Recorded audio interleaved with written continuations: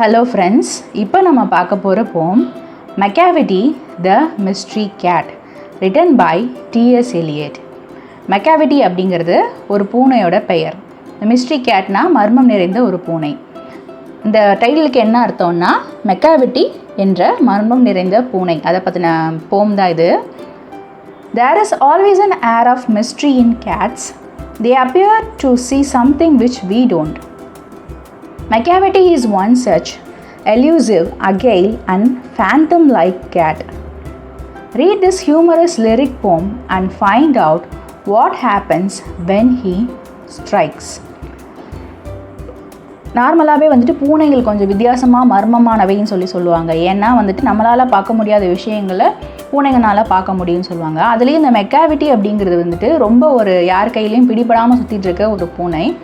அது மெக்காவிட்டியோட நேச்சர்ஸ் என்னென்னா எலியூசிவ்னா யார் கையிலையும் பிடிப்படாது. அகேல் அப்படின்னா என்ன அர்த்தம்னா ரொம்ப சுறுசுறுப்பாக இருக்கும். ஃபேண்டம் லைக் அப்படின்னா ஃபேண்டம் அப்படின்னா கோஸ்ட் லைக் அப்படின்னு சொல்லுவாங்க. ஸோ அது கோஸ்ட் மாதிரி இருக்கும் அப்படின்னு சொல்லுவாங்க. ரீட் த ஹியூமரஸ் லிரிக் அப்படின்னா இந்த ஹியூமரஸ்னால் நல்ல ஃபன்னியான ஒரு லிரிக் போம். இதை படித்து அவன் வந்தால் என்னென்ன நடக்கும் அப்படிங்கிறத தெரிஞ்சுக்கோங்க அப்படிங்கிறாங்க. Macavity-'s a mystery cat. He is called the hidden paw, for he is the master criminal who can defy the law.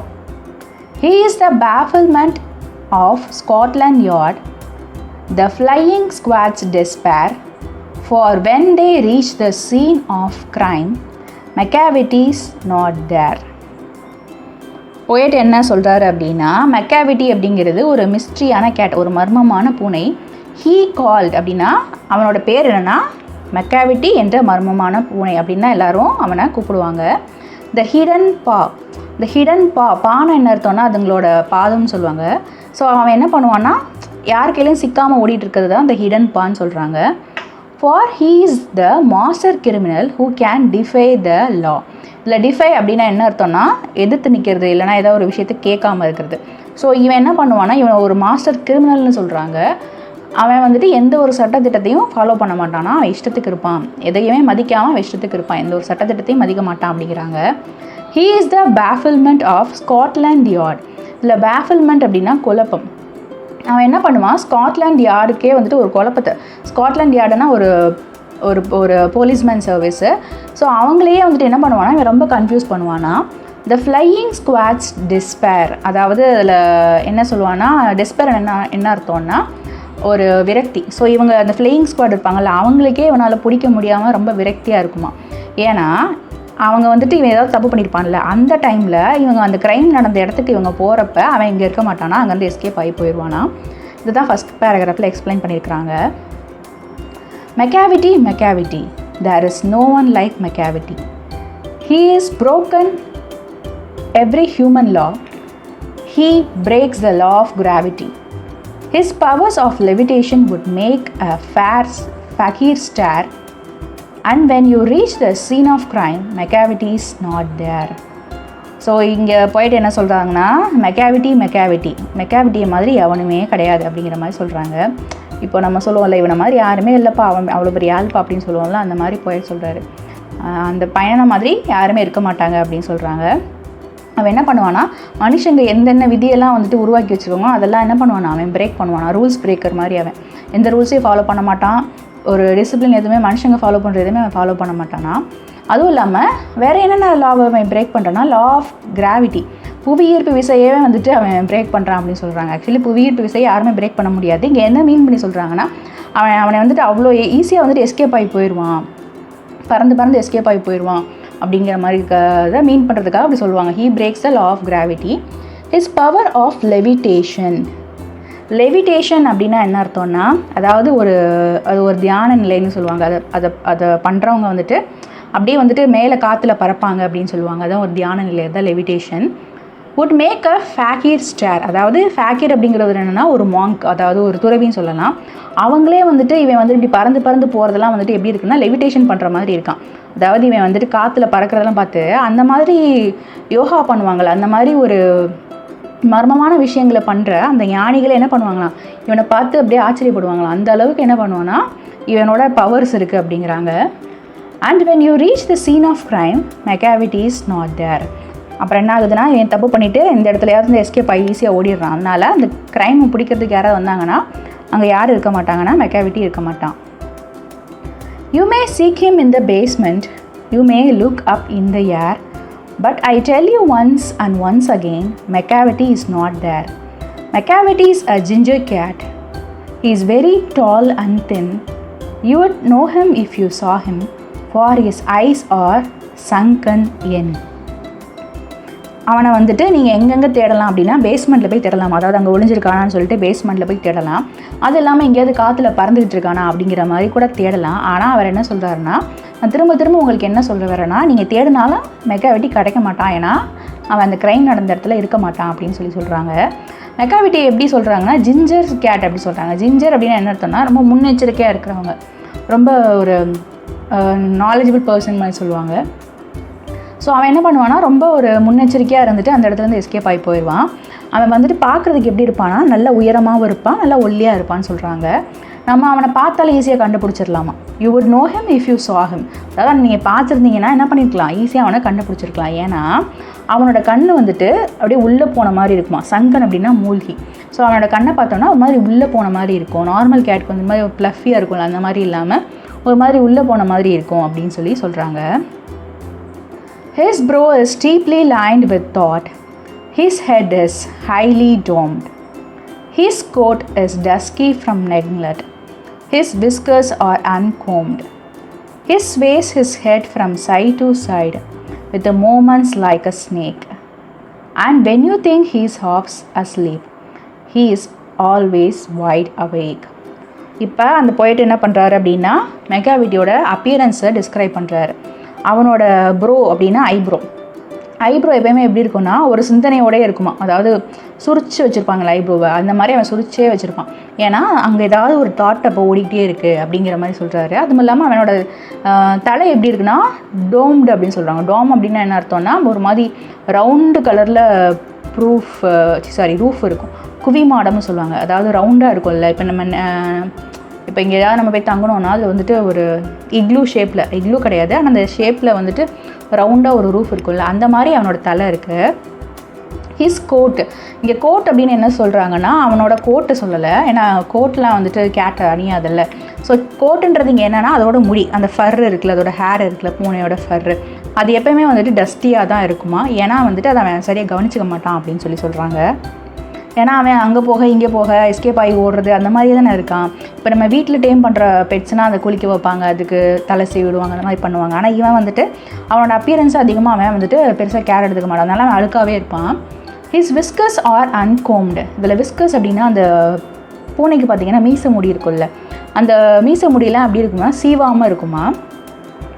He sways his head from side to side. இதில் ஸ்வேஸ் அப்படின்னா என்ன அர்த்தம்னா ஒரு விஷயத்த வந்துட்டு திரும்பி சைடில் பார்த்துட்டே போகிறது.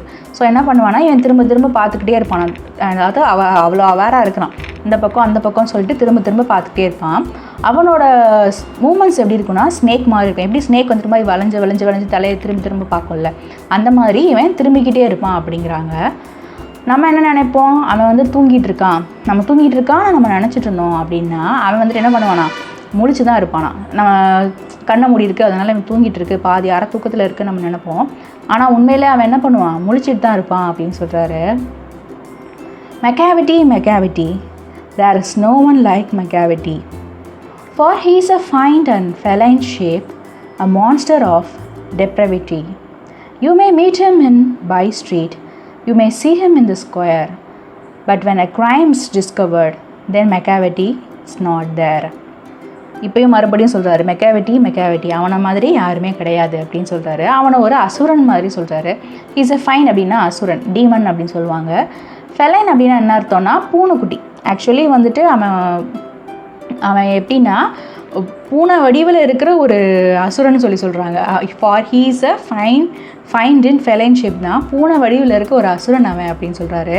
அ மான்ஸ்டர் ஆஃப் டெப்ரவிட்டி அப்படின்னா என்ன அர்த்தம்னா சரியான நடத்தை இல்லாத, அதாவது இஷ்டத்துக்கு இருக்கிற, யார் சொல்கிறதையும் கேட்காத ஒரு மோசமான நடத்தைன்னு சொல்லுவாங்கள்ல, விக்கெட்னஸ்ன்னு சொல்லுவாங்கள்ல, அந்த மாதிரி இவன் வந்துட்டு என்ன பண்ணுவான், ரொம்ப ஒரு வைல்டாக இருப்பான், விக்கெடாக இருப்பான். You may meet him in by street. நம்ம தெருவில் போகிறப்ப அவனை சந்திக்கலாம். அதே மாதிரி ஸ்கொயர் அப்படின்னா என்ன அர்த்தம்னா பர்டிகுலர் ஏரியா. ஸோ இந்த பர்டிகுலர் ஏரியாவுக்கு நம்ம போனோம்னா எந்த ஏரியாவுக்கு போனாலும் அவனை அங்கே பார்க்கலாம். ஆனால் ஏதாவது தப்பு நடந்துருச்சு அப்படிங்கிறது இவன் ஏதாவது தப்பு பண்ணிவிட்டு அதை கண்டுபிடிச்சிட்டாங்கன்னா ஆனால் அங்கேருந்து எஸ்கேப் ஆயிடுவானா. So when a crime is discovered, அதாவது இவன் செஞ்ச குற்றத்தை கண்டுபிடிக்கப்பட்டாலும் அங்கே அரெஸ்ட் பண்ணுறதுக்கு அவன் இருக்க மாட்டான், அவன் எஸ்கேப் ஆயிடுவான். மெக்காவிட்டி இஸ் நாட் தேர் அப்படின்னு சொல்கிறாரு poet. He is outwardly respectable. They say he cheats at courts. And his footprints are not found in any file of Scotland's yachts.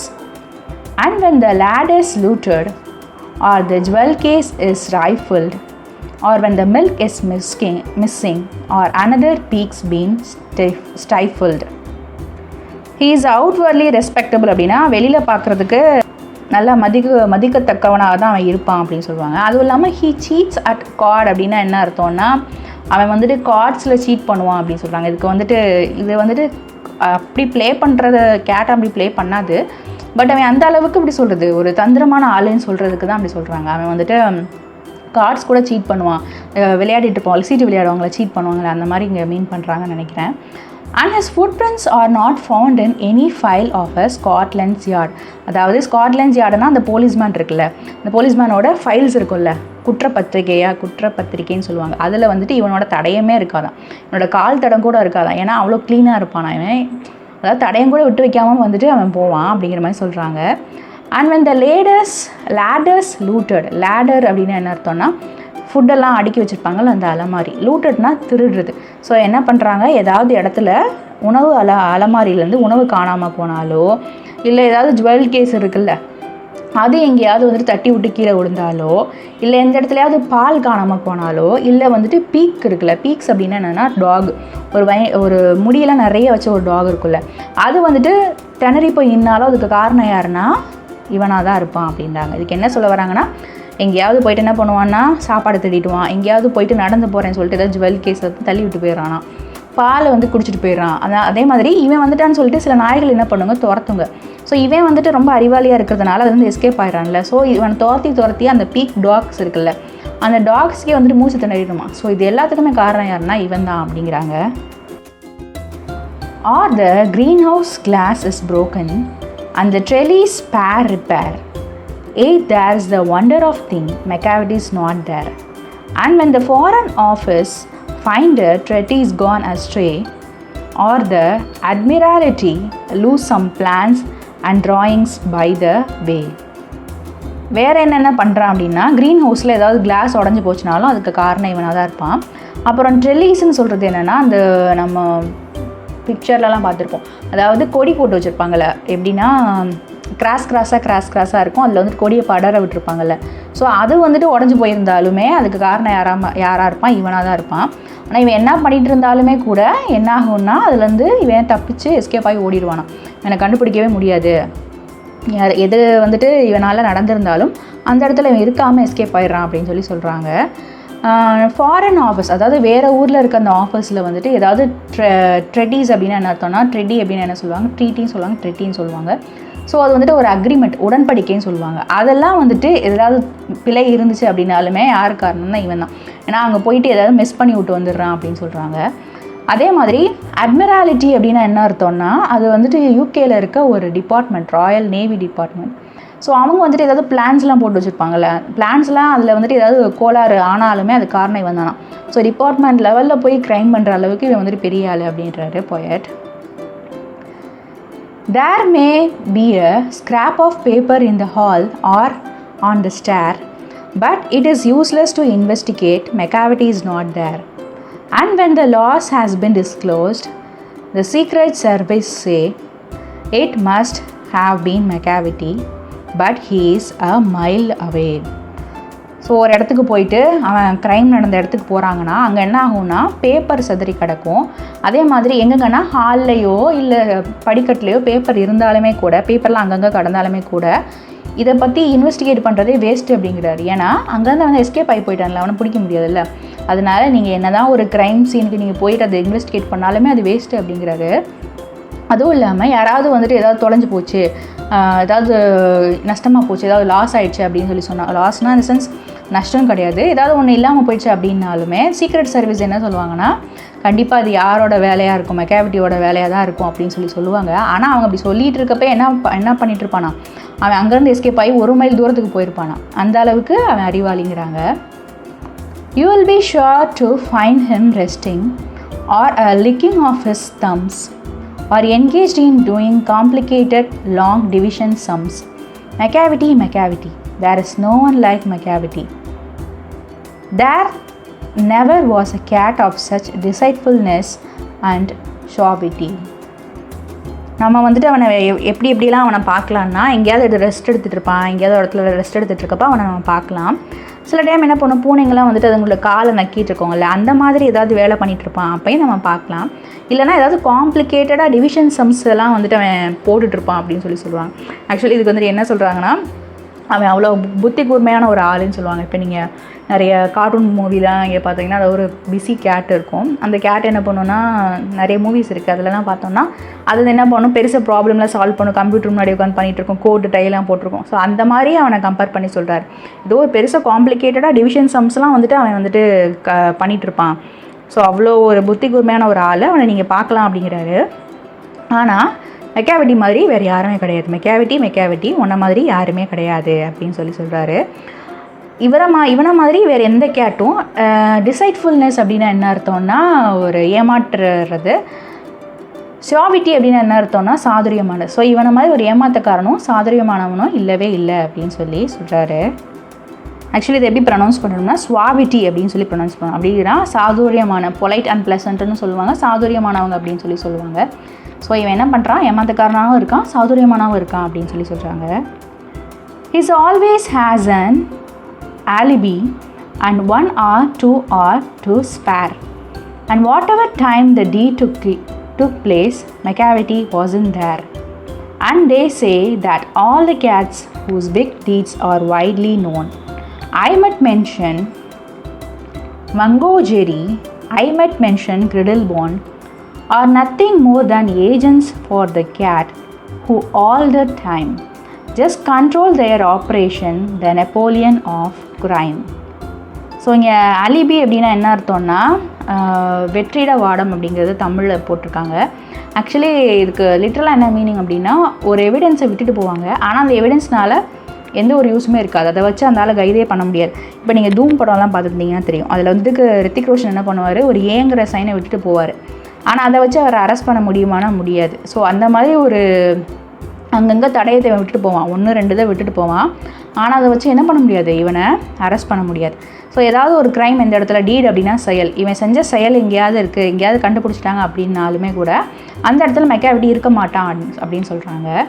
எல்லோரும் என்ன சொல்லுவாங்க அப்படின்னா, இந்த கேட் செய்கிற சில விஷயங்கள் வந்துட்டு உலகத்தில் நிறைய பேருக்கு செய்யும். சில கேட்ஸ் வந்துட்டு ரொம்ப ஃபேமஸாக இருக்கும், அது செய்கிற இந்த மாதிரியான சேட்டைகள்லாம் என்ன பண்ணோன்னா எல்லாருக்குமே தெரியும் அப்படின்னு சொல்லுவாங்க. இவர் வந்துட்டு சில கேட்டை சொல்கிறாரு, என்னென்னா மங்கோ-ஜெரி அண்ட் கிரிடில்டன் அப்படிங்கிற ஒரு கேட்டை சொல்கிறாரு. ஆக்சுவலி வந்துட்டு இந்த 2 கேட்டுமே வந்து டிஎஸ் எலியட்டோட போய்ட்ரி புக்கில் old possums books of practical cats அப்படின்ற ஒரு இதில் இந்த 2 கேட்டுமே இருக்குது. ஸோ இந்த மாதிரி 2 கேட் இருக்குல்ல, இந்த கேட்டு மாதிரி இவனும் எப்படிப்பட்ட ஆள் அப்படின்னா ஒரு விக்கெட் கேட் தான், அதாவது திருட்டுத்தனமான ஒரு ஆள் தான்.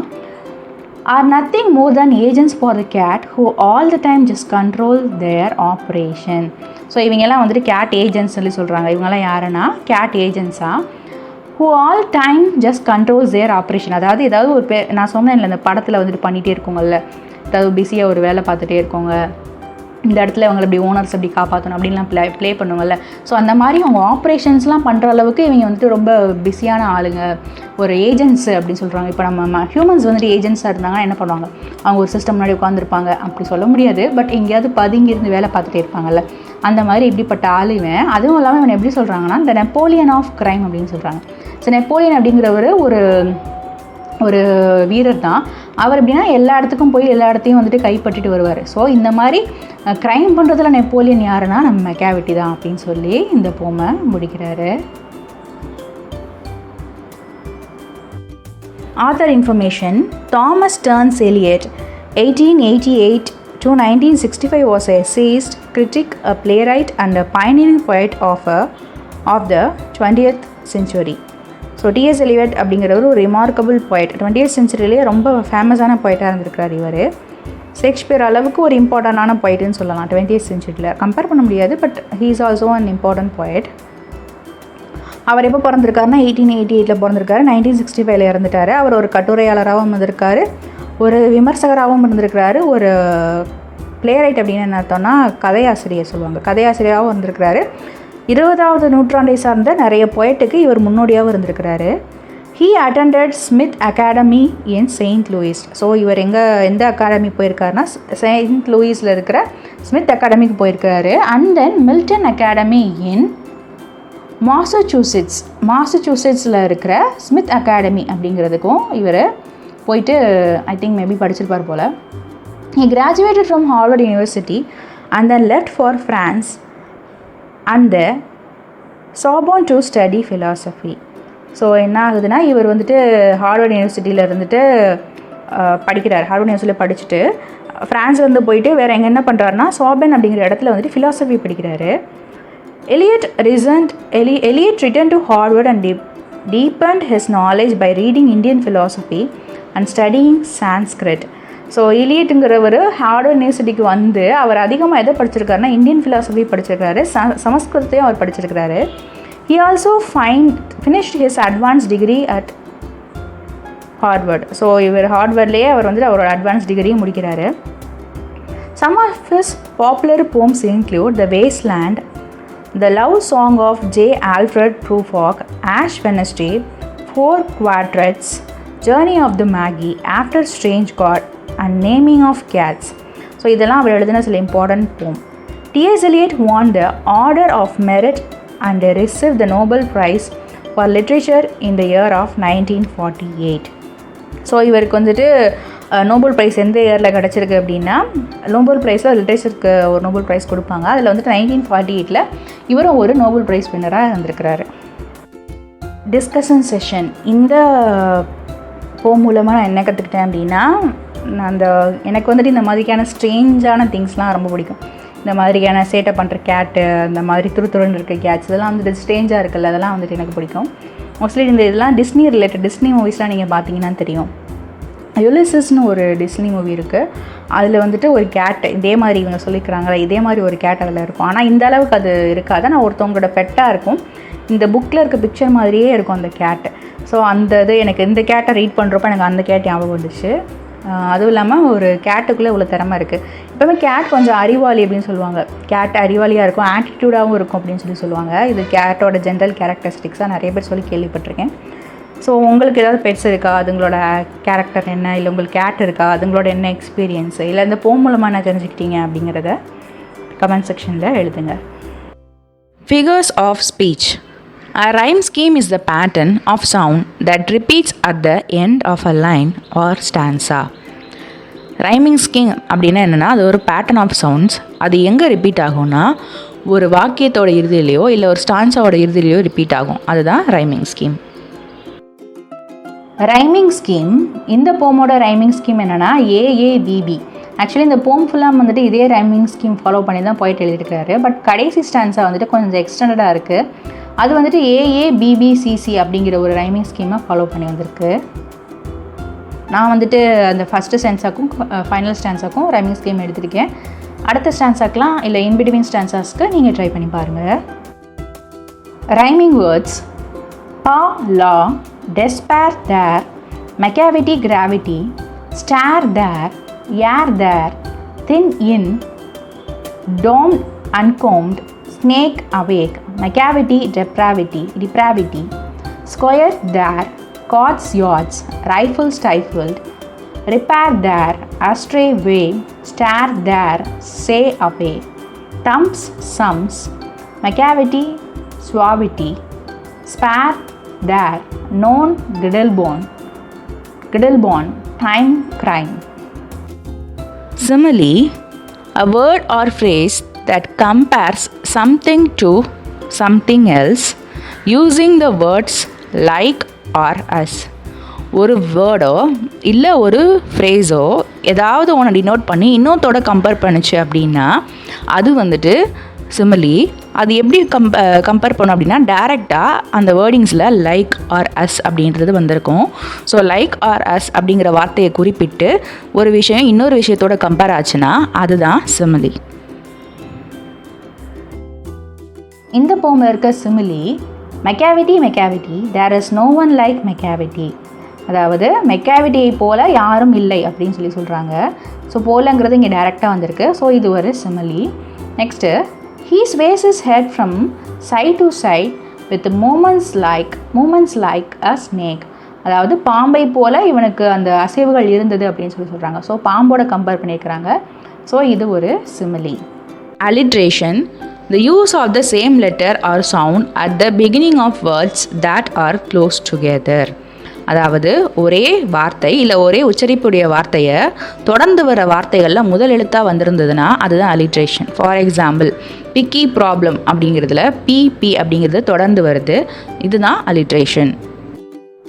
இந்த போமில் நான் ஃபிகர் அவுட் பண்ண சில alliterations. Macavity mystery cat, he is called the hidden paw. இதில் Macavity mystery ரெண்டுமே எம்மில் ஸ்டார்ட் ஆகிருக்கு, இது ஒரு அலிட்ரேஷன். அடுத்து he is the bafflement of Scotland Yard, the flying squad's despair. இதில் வந்து ஸ்காட்லாண்ட் ஸ்குவாட் எஸ்ல ஸ்டார்ட் ஆகிருக்கு, இது ஒரு alliteration. Next Macavity's a ginger cat, he is very tall and thin. இல்லை டால் தின் அது வந்துட்டு டிஜியில் ஆரம்பிச்சிருக்கு, இது ஒரு alliteration. Next his brow is deeply lined with thoughts, his head is highly doomed. இதில் his ஸ்டார்ட் ஆகுது, அதே மாதிரி his head is highly, இதில் ஹச் ரிப்பீட் ஆகிருக்கு. ஸோ இது ஒரு alliteration.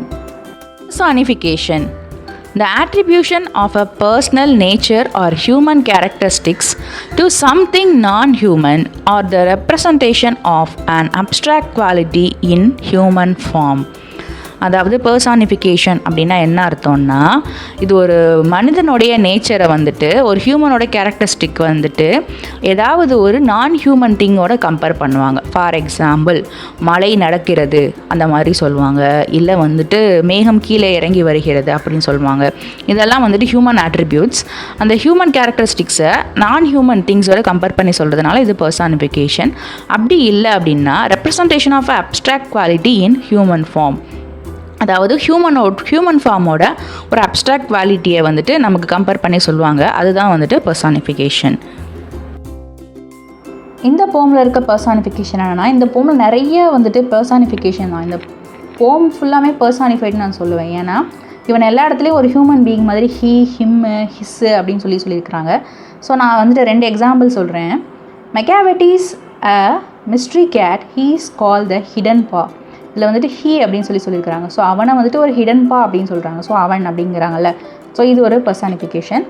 He is broken every law, he breaks the law of gravity. So அவன் வந்துட்டு எல்லா மனித விதிகளையும் மீறுகிறான். லா ஆஃப் கிராவிட்டினா வந்துட்டு புவியீர்ப்பு விசையே வந்துட்டு லா ஆஃப் கிராவிட்டினா புவியீர்ப்பு விசை தானே. ஆமாம், புவியீர்ப்பு விசையே வந்துட்டு அவன் மீறுறான் அப்படின்னு சொல்கிறாங்க. ஸோ அவன்னு சொல்கிறாங்கல்ல, ஸோ இது ஒரு personification. Refrain. A refrain in poetry is a line, phrase or single word that is repeated periodically within the poem to build up drama or emphasis.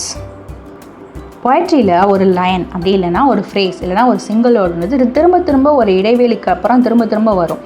எதற்காகனா அந்த போமில் இருக்கிறத வந்துட்டு கொஞ்சம் எம்ஃபசிஸ் பண்ணுறதுக்காக, அதாவது கொஞ்சம் மிகைப்படுத்துறதுக்காக இல்லை ஒரு ட்ராமாட்டிக்காக காட்டுறதுக்காக அது திரும்ப வரும். அதுதான் வந்துட்டு ரெஃப்ரைன். இந்த போமில் இருக்க ரெஃப்ரைன் என்னன்னா, for when they reach the scene of crime, Macavity is not there. And when you reach the scene of crime, Macavity is not there. But when a crime is discovered, then Macavity is not there. So இது வந்துட்டு ஒரே மாதிரியான line வந்துட்டு திரும்ப வந்திருக்கு, ஒரு பீரியாடிக்கலாக வந்திருக்கு. So இது ஒரு refrain. Anaphora, repetition of a word or expression at the beginning of successive phrases, classes, sentences or verses, especially for rhetorical or poetic effect. ஒரு வார்த்தை இல்லைனா ஒரு எக்ஸ்ப்ரெஷன் என்ன பண்ணோம் அப்படின்னா, ஒரு ஃப்ரேஸ்லேயோ இல்லை ஒரு கிளாஸ்லேயோ ஒரு சென்டென்சஸ்லேயோ இல்லை வேர்ட்ஸ்லேயோ ஆரம்பத்தில் வரும். அது எதுக்காக வரும் அப்படின்னா ரெட்டோரிக்கல் எஃபெக்ட், பொயட்டிக்கல் எஃபெக்ட் கொடுக்கறதுக்காக ஒரு ஃப்ரேஸ் இல்லை ஒரு கிளாஸ், ஒரு சென்டென்ஸ் இல்லை ஒரு வேர்ஸ் இது வந்துட்டு திரும்ப ரிப்பீட் ஆச்சு அப்படின்னா அதுதான் ஆனஃபோரா.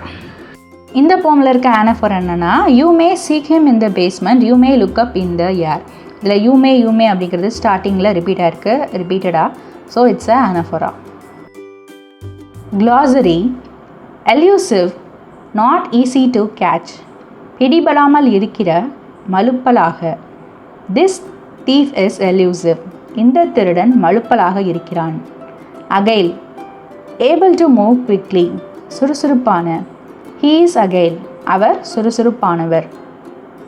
Phantom, a ghost, பூதம்.